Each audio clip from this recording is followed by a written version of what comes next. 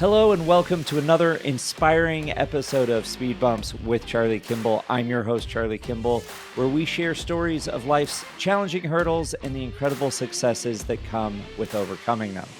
Today, we have the opportunity to chat with Griff Whalen, a dedicated individual from Toledo, Ohio, distinguished for his exceptional career in the NFL and his unwavering commitment to excellence in all his endeavors. From a young age, Griff's passion for football was evidenced, leading him to Stanford University, where he emerged as a standout college football athlete. At Stanford, his reliable hands, precise route running, and versatility on special teams earned him significant recognition, setting the stage for his impressive professional career. Now, Griff's path crossed mine when he was signed by the Indianapolis Colts, came to Indianapolis to play in the NFL. During his tenure with the Colts, he became known for his clutch performances and special teams contributions, solidifying his reputation as a dependable player on and off the field.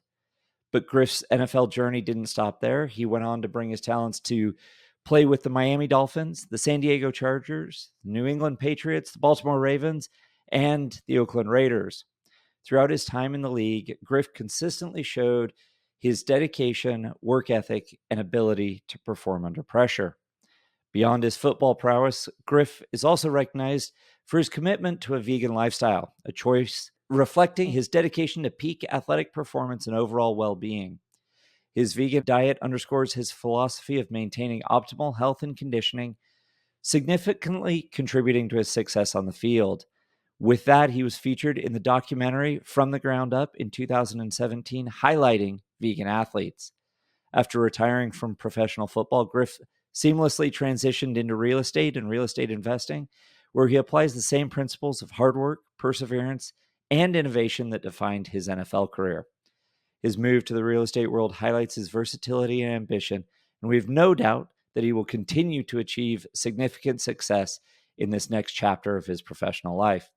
His story is an inspiring testament to the power of dedication, resilience, and continuous self-improvement. Please, audience, give a warm welcome to Mr. Griff Whalen. Griff, thanks for joining us. Hey, Charlie, thanks for having me. So I want to start with, the obvious one, football. When did you get into it? When did you fall in love with it? Where were you first exposed? And obviously playing at Stanford, playing alongside, a really well-known NFL and Stanford football player and Andrew Luck, and maybe even like being roommates at the time. What got you into football and what led you to Stanford? Yeah, I think growing up in the Midwest, it's just kind of a way of life. I mean, watching college football every Saturday, pro football every Sunday, and then going to high school games on Friday nights too. So as far back as I can remember, just loved a lot of sports, but football in particular, and really didn't play seriously until seventh grade. Myself was the first year we had like a school tackle football team, and I was doing other sports, but didn't do the Pop Warner stuff before that. So that was kind of my first year, like really full time into it. So from seventh grade, you go through high school. When in your high school career did you think, oh, okay, this could help me get to college? And did you always want to go to Stanford, or was it kind of the best opportunity that came with the football, the education piece at that decision point? Yeah, I really viewed football as just a love and a passion, and I didn't even think of it honestly as a way to um, get me into college. And I played quarterback in high school, pretty undersized quarterback, and I was not heavily recruited by colleges. So I remember making highlight tapes and putting them in the mail and sending them out, and getting a few responses, mostly from like D2 and D3 schools, where there was some interest. I also pursued a little bit lacrosse and exploring playing that in college. Um, but I honestly totally viewed it as like just I love doing this. not necessarily as a way to get into school, but just as a thing I would love to do in addition to school, just because it's such a meaningful part of my life. Um, so and going back to Stanford where I ended up, that was not like a big circled name on my list. I was looking for an opportunity where I could get a great education and also hopefully continue my passions of football or lacrosse or something like that. And so like I said, sent highlight tapes all over the place, went to camps, called coaches, and Stanford was one of the ones that responded, and talked to Jim Harbaugh on the phone, and then he sent DJ Durkin out to visit my school and sit down with me, and they kind of told me like, hey, we think you're a talented football player and like would love to have you join the team as a walk-on if you get into school. And so that put Stanford right at the top of my list. I was like, this is perfect. At this point, I don't necessarily have I don't have any Division I scholarship offers. I'm not thinking about how I'm going to go play pro ball. I'm just thinking about where I'm going to get a good education and continue um, you know continue playing the sport that I love. So Stanford went right to the top of the list as somewhere where I could do that. I could get a great education, could be a walk-on the team, participate. Goal was to work my way up the depth chart and find some play time. But even if I never did, I think it would have been the right opportunity for me. And so what does that look like when you go from, sending in highlight reels and things like that? What's the walk-on process at a D1 school like Stanford, a Division I football program with a guy like Jim Harbaugh coaching at that moment? You get into Stanford and then you go to try and walk onto the team. You talked about the challenge of like sending out these tapes and not getting responses. And firstly, I mean, the podcast is called Speed Bumps. We're going to talk about overcoming challenges here. How do you keep the mindset of, this is still a passion. I still love this despite not even getting responses, let alone getting not interested. It's just no response. How do you turn that into, okay, I'm still going to go play football. I'm still going to go figure out a way to work this passion into my collegiate career, my collegiate lifestyle. So keep that mindset positive and focused on that. And then what's the process of the walk on look like, and say, okay, yeah, maybe I'm fourth or fifth on the depth chart now. How do you continue to apply yourself to get to that number 2, number 3, number 1 playing spot? Yeah. I mean, on the mindset, I didn't really realize until later that really there are guys using that as a stepping stone to get into schools, because sports can open doors like that. And that was a totally foreign idea to me, that somebody who didn't like playing football might pursue being on the football team as a way to get into the school or to be on scholarship or something like that. And to me, it was the opposite, where like I wasn't on scholarship. They didn't have to pay me. I wanted to be there in training camp. I wanted to be at practice every day. So, that was my mindset of just, this is something I love doing. I'm gonna keep pursuing it as long as I love to do it. And was fortunate to find somewhere in Stanford where I could do that. I think otherwise, I was considering some Division II schools where I think I could have played and also gone to great schools. So, and then, on the what it was like, I think I can't speak to what it's like or how consistent it is across universities. I think Stanford did a great job, and Jim Harbaugh did a great job of making everyone feel relatively equal. I mean, there's subtle differences. I think scholarship guys had been there a little earlier. starting with some kind of pre-camp workouts and things like that. Obviously, there's financial differences, just getting tuition, textbooks, meals, things like that that are covered by the university. Um, but there wasn't, like a separate locker room for the walk-ons. It was Jim Harbaugh cultivated a like competitive atmosphere, and like that means everyone's competing. Just because you're on scholarship doesn't mean your position is secured, and like that's one thing that he was great at, was just um, really getting that competition maximized from everybody. Yeah, I find that it's really interesting when you use competition as a motivating factor for people. Okay, so we just talked about the process of getting into Stanford, walking onto their football team with Jim Harbaugh, the coach.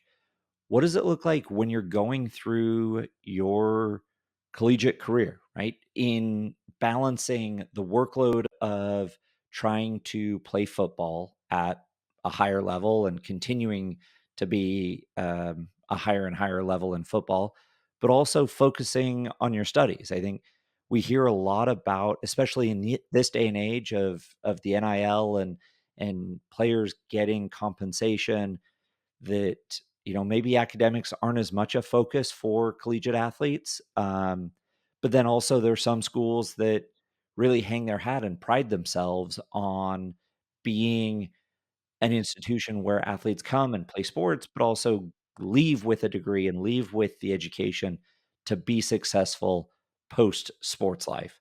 How did that balance in that workload work for you, and what was the biggest challenge at that point? Yeah, I I've thought many times about how difficult or impossible I think that would be for me to go do again now in my 30s. A lot of late nights, a lot of just cramming stuff in. But I think fortunate in a lot of the resources that Stanford provides, and not just to athletes but to all the students, to help kind of balance everything. And definitely helped to look at um, my peers too, and learn from them and how they kind of are scheduling things and arranging things. But you know, it almost felt like you just kind of, it's like sink or swim. You kind of just are forced to. You've got football at this time. You've got class at this time. You've got to fit in. Homework and studying and whatever else you have to do in between that, and like it just and then you got to fit in like some social time too. So it just it almost I certainly didn't feel like I had free time, and I wasn't bored. But that was great for me, and like I think what helped me was really enjoying what I was doing. I mean, enjoying football every day, enjoying like the schoolwork, very challenging, but like um, I don't know. I think I'm just like a lifelong learner. I like growing and learning and being challenged. And so definitely having a positive mindset about it helps. Of like, uh, I get to do all these things instead of I have to do all these things. So I think that might be the biggest thing. Sorry, my one of my doggies is coming to say hi. We're always happy to have furry friends on this show. We got a couple dogs at home, so I totally get that. So as you go through your college career, graduate, have a degree, um, and I apologize, I did not look this up, so you'll have to educate me. But did you declare for the NFL draft? Were you thinking football was going to be a career at that point? It started as a passion, but you're like, it's going to be something that I get to do, not it's the only thing I'm going to do to get to college. When you look at moving into the league, into the NFL and professional football, did you declare for the draft? Were you disappointed that your name wasn't called in the draft? And that where did you go from there? Was it back to making highlight reels and and sending them to coaches and prospect teams, what is that? I don't know, right? In racing, it's a very different process. There aren't collegiate IndyCar programs. There isn't any sort of ladder within an education system, and there isn't a draft in racing. What does that process look like? And what did it look like for you then joining as a team as an undrafted free agent? Sure. I think the first part of your question was like, when did I start thinking about that? And I think, um, my sophomore year started to play more. Junior year was able to play, actually play a lot and contribute. And I think it was really kind of that transition from junior to senior year where I saw some older guys making NFL teams, and having played with them, having seen, the work they put in and the steps that they took, kind of believing like I could do that too. And I will say now, looking back, that I had a like high level of naivety and maybe like overconfidence, which honestly is probably a good quality to have in that, like just being confident and believing in yourself is like a total necessity, I think, when there's just that level of competition and that much pressure. I think you have to just totally believe in yourself. And looking back now, I think of kind of how naive my perspective was of how confident I was that I'd make a team and have any NFL career. And so for me, I declared for the draft, sat there watching it every day, didn't have my name called. And again, maybe a little naive, but yeah, I was disappointed I didn't expect to be drafted in, first couple rounds, but I had hope for kind of a mid or later round. So was undrafted. I think I had 2 or 3 teams call kind of on the last day as the rounds are wrapping up, like, hey, if you don't get drafted, we'd love to sign you as a undrafted free agent. And that's kind of the next best thing if you're not drafted, is to just be signed right away. You get to go to the kind of immediate mini camp after the draft. Because if you're not signed then, you're just kind of waiting for either somebody in one of those camps to get hurt or not quite like make a good impression and get in later. So yeah, one of those teams was the Indianapolis Colts, and talked with my agent, my family. They were really positive about kind of the future they saw for me and having me there. Drafting Andrew Luck and Kobe Fleener, 2 of my Stanford teammates, just made it pretty compelling in my mind and everyone in my family's mind of like, especially that quarterback receiver connection that we had built over 4 years. And like, there's a lot of value in that. And we felt there was too. So that helped make that decision. And one of the other calls was from Jim Harbaugh at San Francisco 49ers. And so that was tempting too. I think there was maybe in our minds a little merit to like going somewhere with a different coach where it's not a like, you kind of like making it on your own type of thing, I guess. So yeah, that's how I ended up in Indianapolis. I was signed as a undrafted free agent basically right after the draft. Flew out for a mini camp. I think there's like a 3-day mini camp shortly after the draft. And then maybe another one before training camp starts. And then, because of that situation, like, Andrew and I made a trip down to Miami together to work out with Reggie Wayne. And that was like such a cool experience. I think there was, maybe 3 or 4 other guys that kind of flew down there to meet Reggie, and he had us all hooked up at the U to work out and learn, start practicing some of the routes and offense and stuff like that. And so that was pretty cool too.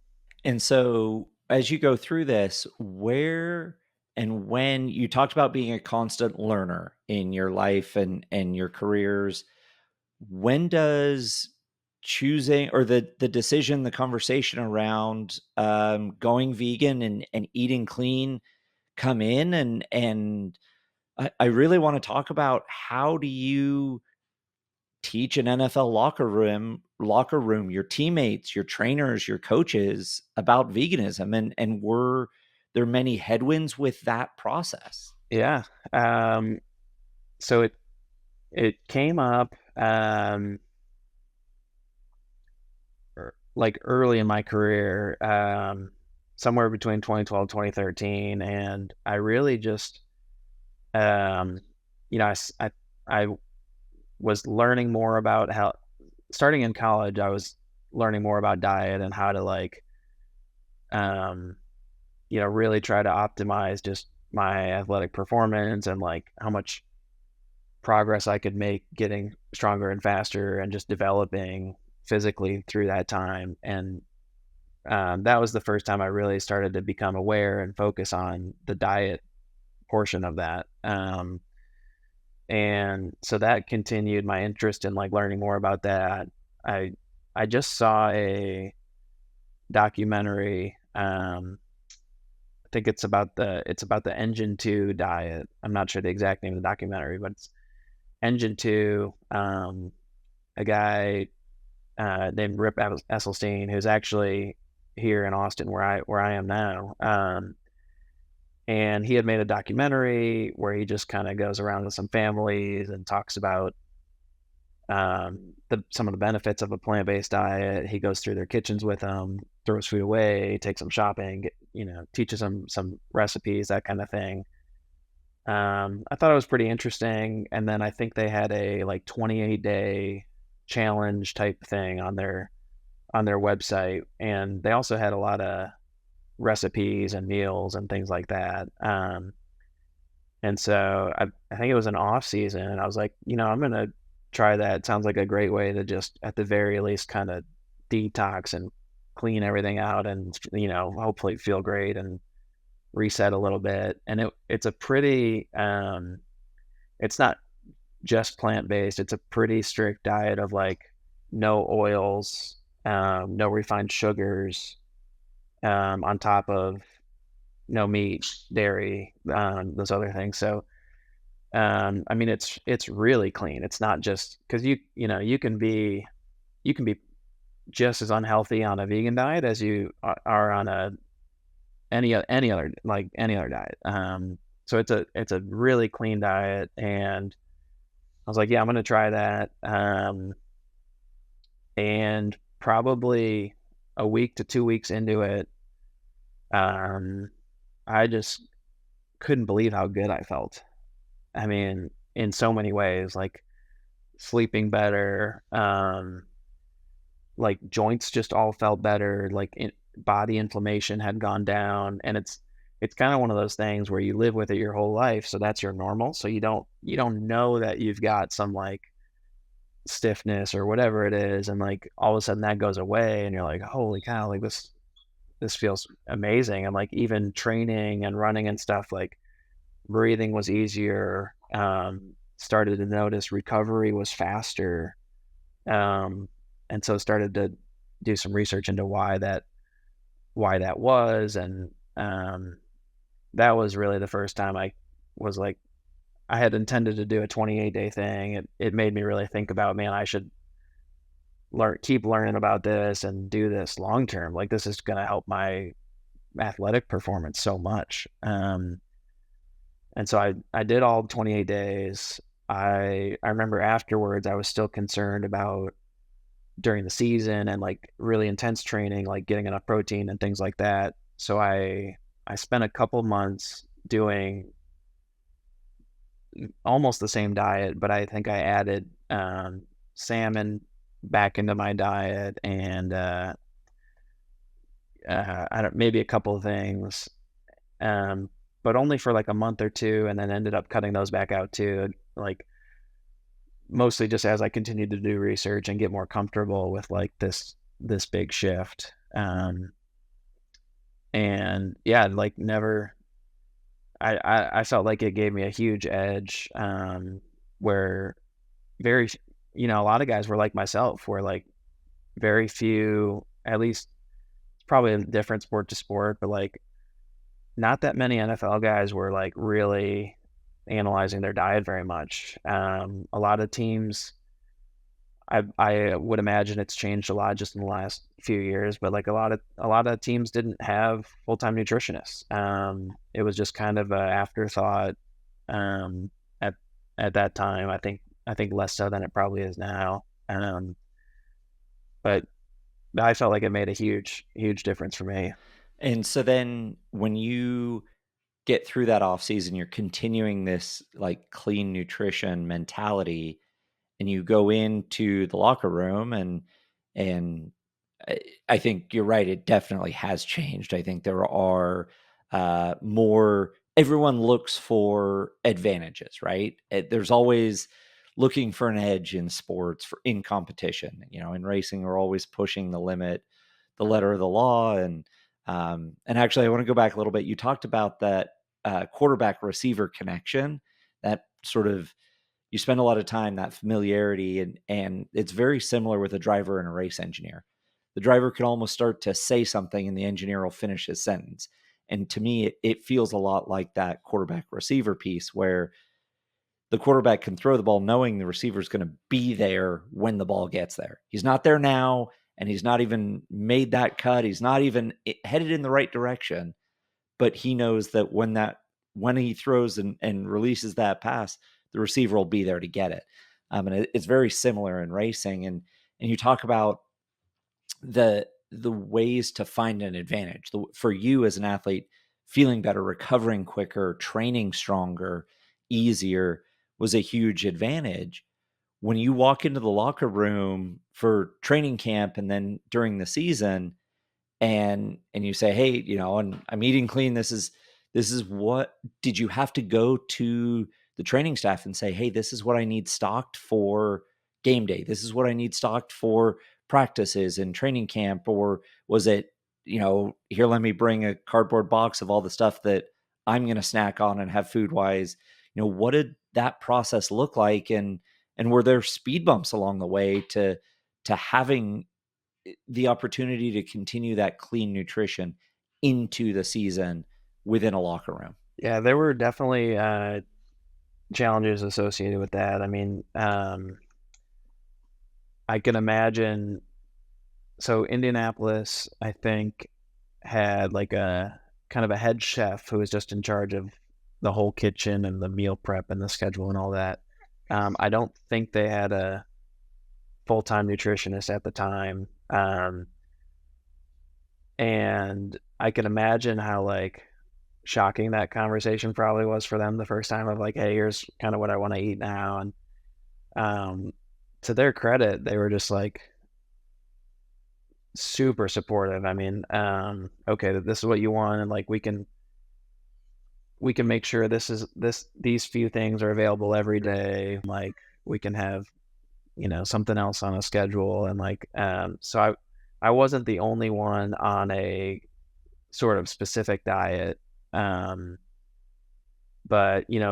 for me, I struggle with like uh feeling like I'm a nuisance, or requiring more of anybody. And so it was like uh, that was a challenge for me, was just to like ask for those things. And I kind of balanced it with like um what they could prepare, things that I thought I could just bring myself.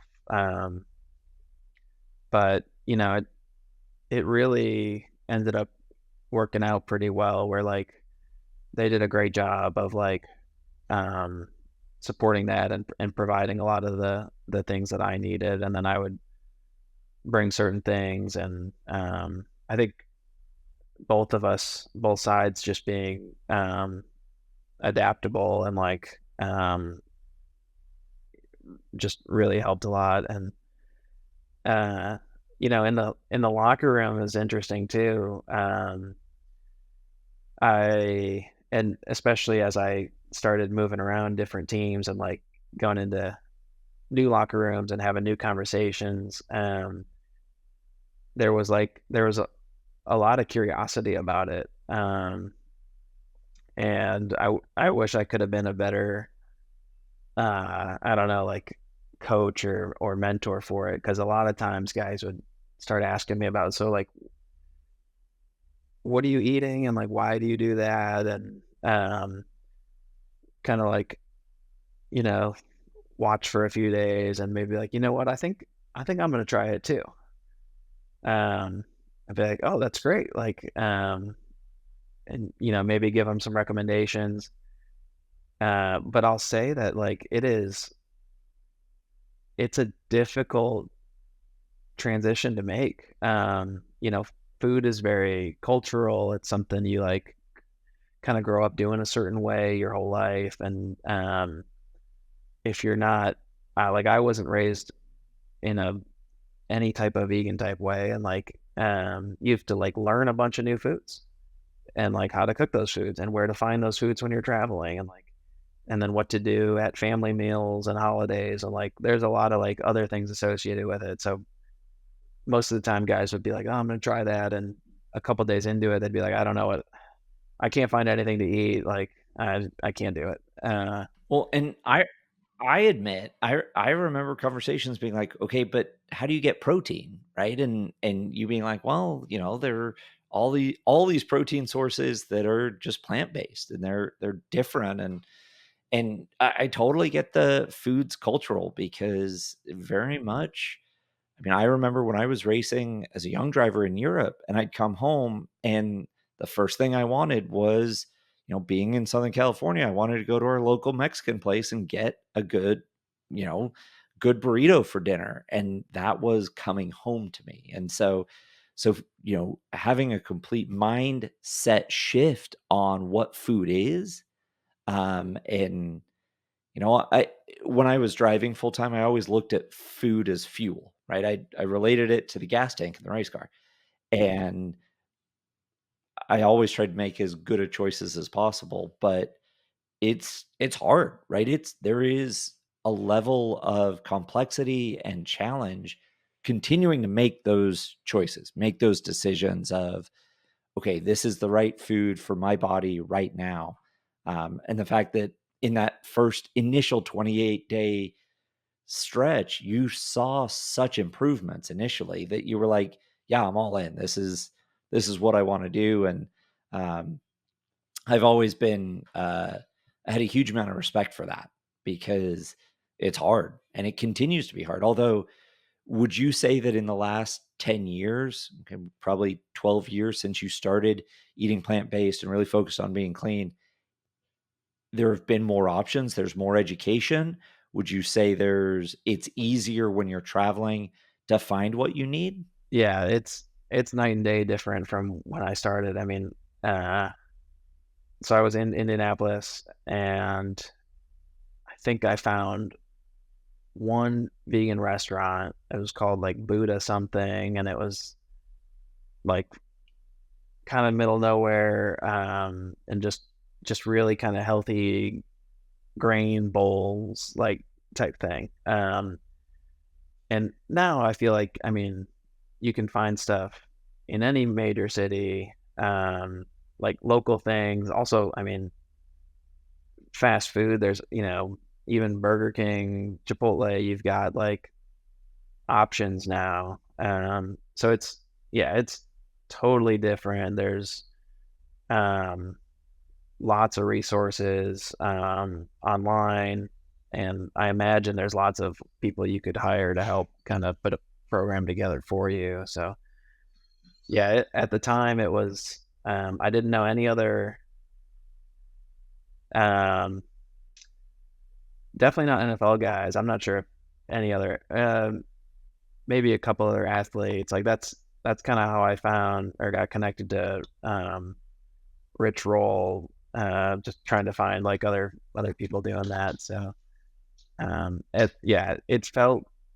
it felt fairly, not that vegan diet was new, but like for athletic purposes, that felt still like sort of new at that time. And then yeah, finding restaurant and food and resource options was a lot tougher then too. Well, I think it's continuing to get better, and there's much better understanding about athleticism and performance and fuel for the body and food and how that all works out. And um, now I want to shift a little bit. Um, when you were playing football and you had a couple injuries here or there, as any sport where grown men run into each other at full speed quite often happens. As you were going through some of that recovery process and things like that, as a player in a sport that quite literally owns a day of the week in American culture, what was it like, A, recovering from injuries, and how did you continue to drive forward in that? And B, what was it like being in the spotlight, right? Like, yeah, okay, a racing driver, we're pretty well known, especially during the month of May living in Indianapolis, but as an NFL player, there are millions of people that watch those games every week. Did it ever go off the rails? Was it ever ugly? Because we've had a situation recently in racing where it got pretty bad, and a driver's fan base attacked another driver, through social media and things like that, and got really, really nasty.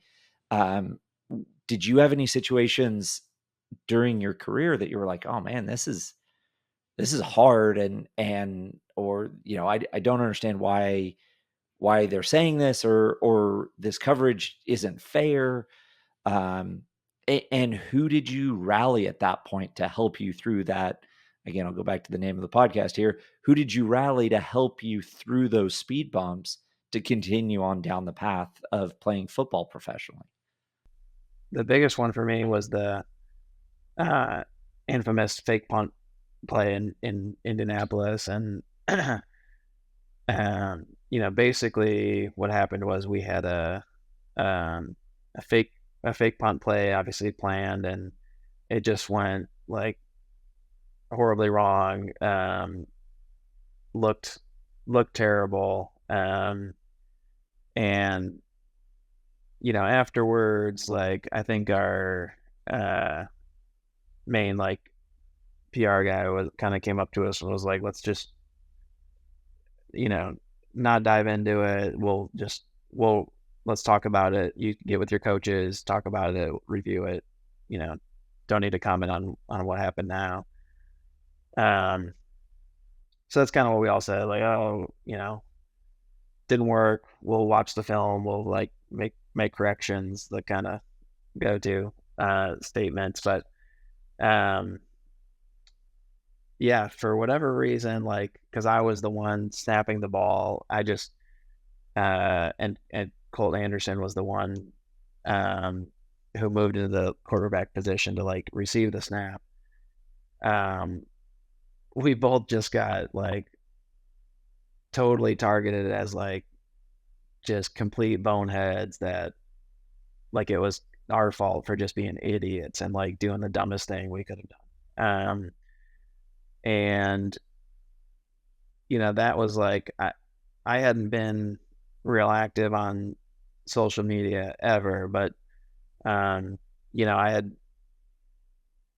gotten some, like made a Twitter and an Instagram account before that, and so um, I think I made a good decision of just kind of like trying to stay away from that stuff. And I knew it was like kind of blowing up and became a big story, and like mostly me, but Colt too.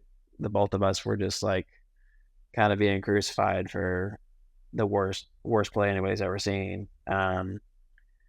And there was really and to Pat McAfee's credit, he came out later and kind of talked through why that happened and like where the miscommunication actually occurred and how Colt was just doing what he was told. I was just doing what I was told. Like that's our job, is to, like, when you've got 11 guys doing different things, you kind of have to be in silos, and like you don't always know what everybody else is doing, but you know your job, and like that's an efficient way to work together. And so, to Pat's credit, he came out later and kind of like he was the first one, I think, to give more detail on like why that occurred and how that occurred. But I And do I remember right that, like, there had been an injury earlier in the game, and so, like, the personnel grouping was different?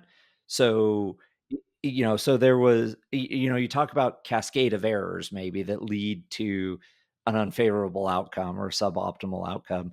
There were these other factors that, like, we as fans, even the media, weren't exactly aware of and didn't know until Pat and the coaches came out and were like, "Hey, these these people had to move around," and it was a next man up mentality. And then when that play calls, they hadn't practiced it all week, so they didn't know all the nuances that the people who had practiced it did. Yeah, you're exactly right. There was an injury. I wasn't supposed to be in on that play. But I think I was often used, to just kind of fill in, even on things where I hadn't practiced, but I kind of just knew what to do. And so that was exactly what happened there. There was an injury, so I was thrown into that position, and um, yeah, so perfect way of describing it, with cascading miscommunications and errors. But um, yeah, I mean, that was tough to like not try to defend myself or like throw somebody else under the bus, because it was not fun for sure. But like I think just sometimes that is the media, and like that is what being a team is about, and like it's um you know supporting each other, and not just like looking out for yourself all the time. So um yeah, and I think that was probably a year or maybe more later when Pat kind of really detailed what happened. So it had kind of passed by then, but um, you know, still appreciate him doing that, after the fact. But So, okay, Pat helps on the after the fact, sort of explaining it. But in that moment, when you're in the thick of that, and there are all these voices going on within the media, who did you rely on the most? Was it yourself? Was it your manager, agent? Was it your coaches? Was it your teammates? Family? Who was sort of your rock, and someone that when you're like, oh man, this is really tough, like, who did you go to help you get across that hurdle? I think I think all of the above. I mean, a lot of football coaches do a good job of um, almost creating a little dome, right, where you just keep your world small and like just try to block out a lot of that media and noise and distractions. And so like that helped, just trying to like not get sucked into it. Really great group of teammates and friends, in Indianapolis that see every day that are supportive. And then yeah, um agent, family, like definitely family too. Just um all those people like help with times like that. No, absolutely. And so you talked about starting social media, and I'm sure you heard it plenty loud on social media. But if I'm not mistaken, you made a connection with your now wife, who is also a vegan athlete, a very successful vegan triathlete, through your social media account. If I, having come to your wedding and hearing a story about conversations through social media, with maybe some of your teammates and her, asking very clearly what her intentions were with you and vice versa. Um, how, once you connected with Maddie, on athletics and training and plant-based diets. And now, married with a couple of kids. And what does that look like from when you started to now?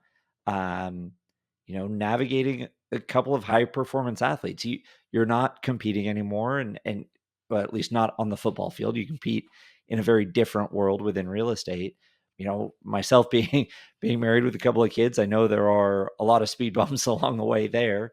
But how did it start and grow from there to where you are now in Austin? Yeah, we did meet through Twitter. You're correct. So, it was actually Rich Roll, who I just mentioned earlier, another podcaster like yourself, who had me on early in his show as a guest. And he was also somebody I reached out to early on as a high performing vegan athlete, and just trying to connect and like learn tips and things like that. And so somebody that I respected, and just saw him, I think shortly after I did an episode with him, just saw him retweet a blog post that Maddie, my now wife, had posted. And so they were like connections, and he had retweeted something of hers. And I don't know, I don't remember like who messaged who first, but we like connected on there, messaged a little bit. Just that's kind of all it was. And then messaged more. We ended up meeting up in person. This was right before I went to Miami after Indianapolis. And so I was in Miami at the time. And yes, kind of as soon as we met in person, it just ramped up very quickly. We never looked back. Started spending a lot of time just talking, and then spending time together. And then yeah, here we are now, almost 6 years married, 2 kids. And have been through a lot. I think speed bump and challenge wise, some of the biggest ones have just been dealing with the kind of uncertainty stress. So the longer I played football, the more that kind of business side wore me down, of just every day you're competing for your job, truly. And like you could get fired any day of the week, and sometimes it's not your fault. Sometimes hey Griff, we had two offensive tackles get hurt today. We need to sign somebody else. We need a roster spot. And so, I don't know how many times I was cut and re-signed, and practice squad activated up and down, and then started to move around different cities, as you mentioned in the intro. And that started to weigh on me just as I was getting older too, the uncertainty of every day. And like yeah, that business side can be not fun. And then ultimately had an injury in Oakland that essentially kind of physically ended my career. It took a lot longer to recover than I or anybody else expected. And then mentally I was just ready to like do other things. And that's how I got into real estate. But, and then, to be honest, the most challenging time I think in my life has probably been, just recently, probably during the last kind of 12-18 months, experiencing like some real estate market cycles and turmoil, where the NFL, you've got, very little job security, but it's kind of market agnostic. It just continues. There's no stopping the NFL. Um, but real estate markets and anything that's market dependent is very different. And so, I had a couple years experiencing like just everything being great and positive. Um, and we went into this kind of inflationary high interest rate period where that just turned on its head. And then all of a sudden it was all bad news and everything was really difficult. Um, and so getting getting through that, and not just like, I think what made it so much more challenging was not just getting through it for myself, but getting through it with a wife and kids and a house, and like totally different situation where it felt like a totally different kind of pressure than the NFL did.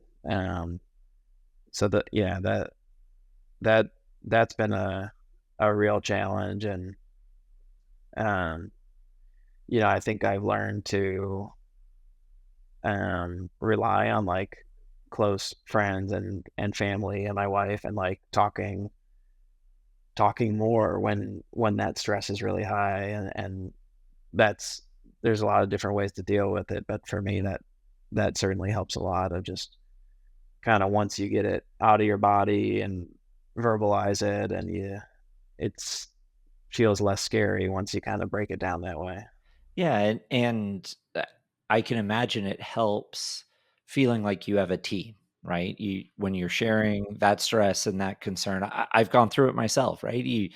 When you keep it inside, it feels like this huge issue, and then you share it with your wife, and you share it with your family, you share it with your coworkers and people you're working with, and it, all of a sudden you're back in a team environment, and you rely on that strength from the team to get you through and keep you moving forward. um no, I completely get that, and sharing it definitely helps. Well, I appreciate your time. Now, here on Speed Bumps, we try and ask the same three questions to our guests at the end of the podcast. So, first and foremost, what's the best piece of advice you've ever gotten, and from whom did you receive it? That's a great question. Um, We try to ask the hard hitting ones here on Speed Bumps. this came up today, but and it wasn't necessarily a a single time or a single phrase, but I think the sentiment was um, probably just from my dad, of like believing in yourself. I mean, I think that is, especially in what I was doing with sports as a professional athlete, and what I'm doing now, like as an entrepreneur. But in anything you do, I think that just inner confidence, self belief, is like one of the best and most critical things you can have. And something, again, it wasn't just like a one time mention, but just something consistently. I know my dad kind of installed in me, was like, it's just that encouragement, right? You can do this, believe in yourself. And I think that's probably the one. Fair enough. Great advice. Always great advice. Number two, I'm a car guy, so I got to ask, what's your dream car? Do you have it in your garage, and do you have a plan to get it if you don't? That's a tough one too. I definitely don't have my dream car. I've got a Ford Explorer, and it's great. I think that used to be easier before the whole EV thing. And now I don't know if my dream car is like totally EV or hybrid, or just like, kind of cliche like Ferrari or something. But Yeah, yeah, I think like, um, can I give it two answers? absolutely. It's your answer. You You can give me a couple answers. Yeah, I think if I got a car, I'd like to do the kind of try the EV thing and the environmental aspect is something I care a lot about, and also ties into the reason I continue to have a plant-based diet. So I'd probably look at a Rivian. I think those are pretty cool. And then take the budget aside. I don't know. I've always loved G-Wagons. I'd probably have to go for that. Fair enough. All right. Last question before we let you go. We talked about professional athletes. We get some really cool opportunities to meet some really interesting individuals. What is the coolest personal or most interesting, most significant, impactful personal interaction you've had with someone? Who was it, and why did it matter so much in that moment? Yeah, man. You're right. I mean, we get to meet a lot of cool people, and I've been fortunate to meet a lot of just incredible people. I think one that sticks out and probably always will is Tiger Woods. Stanford guy, so he'd be around at football games every now and then, and talked to the team a couple times. Just like hearing the man speak, and like especially in private, like the intensity and competitiveness that just is unparalleled and doesn't ever turn off. Yeah. It's just like different. Like I really think there's a few, Michael Jordan, Tiger, like there's a few guys that are just different type of competitive, and like, it's, yeah, I think just like seeing that was impactful of like, you think you're being competitive or you think you're working hard. There's more you could do. Like you could always do a little more. So I think that was the one for me. Well, awesome. Griff Whalen, A, congratulations on an incredible NFL career. B, congratulations on what has already been successful, and I know will continue to be a successful entrepreneurship career within real estate and real estate investing.